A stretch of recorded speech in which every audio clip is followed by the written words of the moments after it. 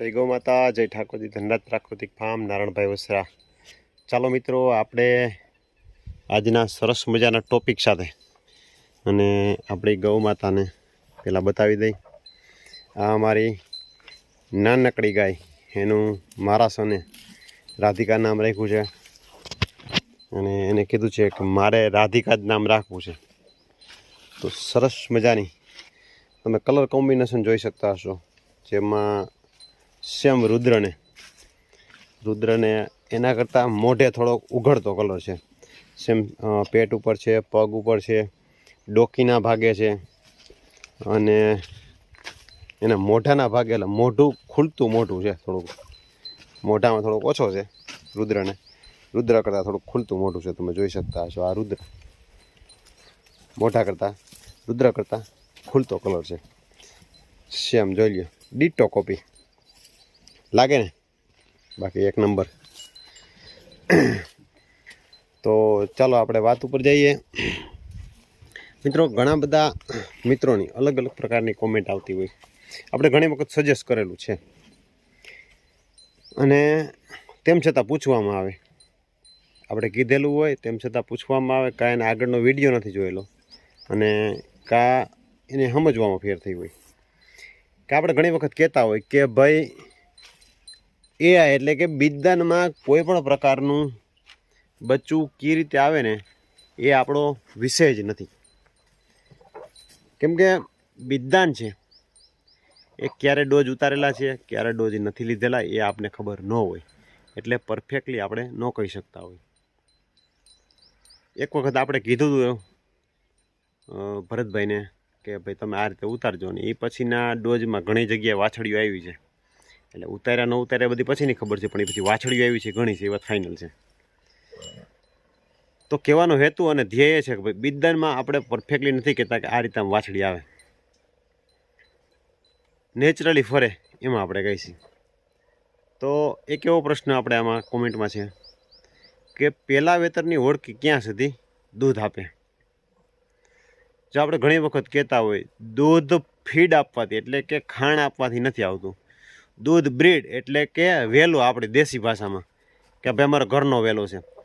સારા વેલાની ગાય હોય, એના બાપ છે એ પણ સારા વેલાનો આવતો હોય તો ખૂબ સારું દૂધ આવે. હું તમને વચ્ચે એક મારી ગાયને બતાવી દઉં કે જે આપણે આ ગાય છે, બરાબર, આ ગાય પહેલું વેતર વિયાણી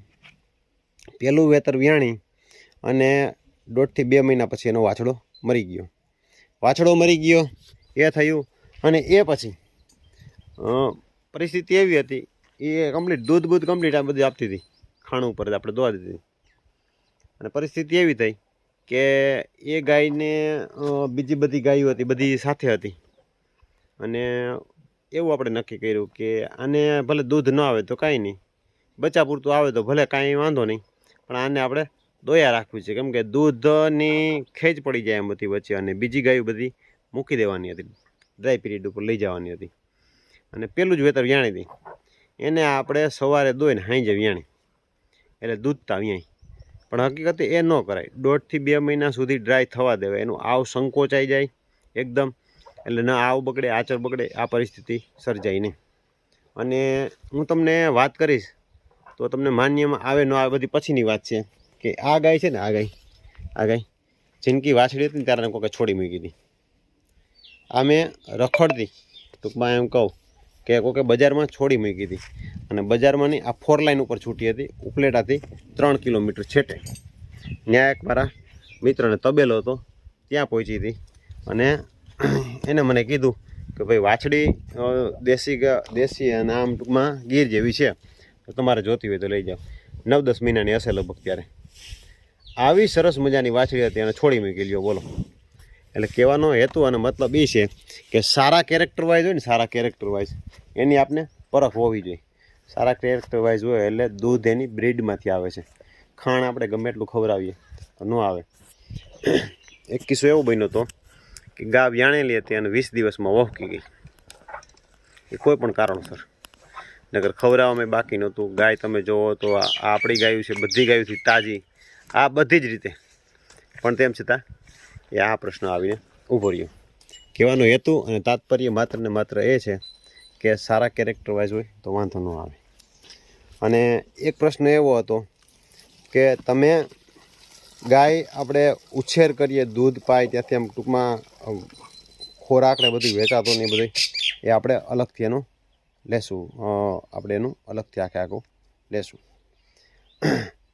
એક આમાં એવી કોમેન્ટ હતી કે ભાઈ અમારી પહેલાં વેતનની ઓળખી છે અને આમને નામ બીજદાન આપણે કરાવેલું છે, તો એમાં શું આવશે, શું સમય, એમાં સમય બધું લખેલું છે. એ બધી વાત બરાબર છે એ તમારી, પણ નેચરલી ફરેલી હોય ને, નેચરલી આપણે અગાઉના વિડીયોમાં કીધેલું છે કે તમારી નંદીથી એટલે કે ખૂટથી નેચરલી રીતે ફરે તો અંજવાડિયામાં છે, બીજ છે, ચોથ છે, છઠ છે, આઠમ છે, દસમ છે, બારસ છે. અંજવાડિયામાં એટલે કે અમાસ પછીથી પૂનમ વચ્ચેનો ગેપ એને અંજવાડિયું, અને પૂનમથી અમાસ સુધીનો અંધારિયું કહેવાય. એમાં બેકી તિથિ હોય ને, બેકી તિથિ એમાં આપણે ફેરવીએ. એમાં તીથ કપાતીનો એ ખાસ જોવાનું. પછી સવારે 10 વાગ્યાથી લઈ અને સાંજના 10 વાગ્યા સુધીના એ વચ્ચેના ગાળામાં આપણે ગા ફાલું થાય એનો પ્રયત્ન કરવાનો. અને એ પછી ફરે તો વાછડો આવે, એ વસ્તુ મેં આપણે ત્યાં જોયેલું છે. કેમ કે આપણે અખતરા આપણા ઉપરથી જ એક્સપેરિમેન્ટ કરી આપણે ત્યાં જ અસંખ્ય વાછડાઓ આવ્યા અને એના માધ્યમથી જ આપણે કહીશું, ના કે આપણે સાંભળેલું કે ના બીજાનું. અંધારિયામાં પણ આવે છે, અંધવાડિયામાં આવવાની શક્યતા ઓછી રહે છે. અંધારિયામાં એકી તિથિ હોય, પછી રવિવાર હોય, મંગળવાર હોય, ત્યારે આવવાના પ્રશ્નો રહે છે. અને જે આ પ્રશ્ન જે કરેલો હતો કે ભાઈ આખો આપણે જે બચ્ચાને ફીડિંગથી લઈ અને ખર્ચ કેટલો થાય, આ બાબત ઉપર તમે ધ્યાન દોરજો, બરાબર. તો એ આખો વિષય આખો લેવાનો છે. અને એ એક મોટા બ્રીડર છે, બ્રીડરની પાસે જઈ અને જ એનો આખો વિડીયો આપણે બનાવવાનો છે.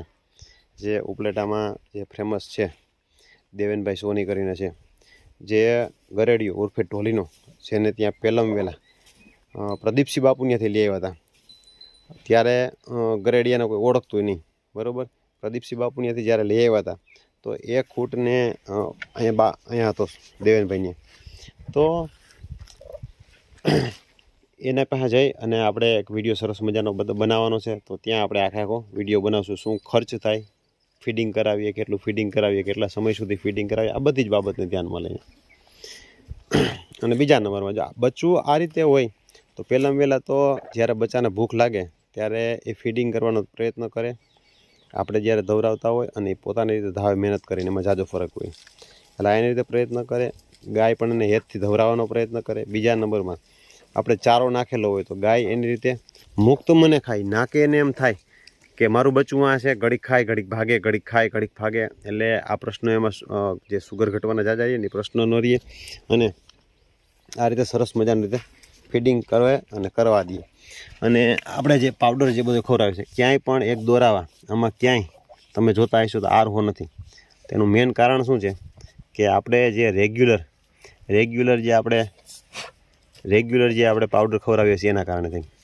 અને આ બચ્ચાએ જો એક આચર જો ત્યારે તાવી લીધો, સવારથી લઈને અત્યાર સુધીમાં એ ગમે ત્યારે હશે.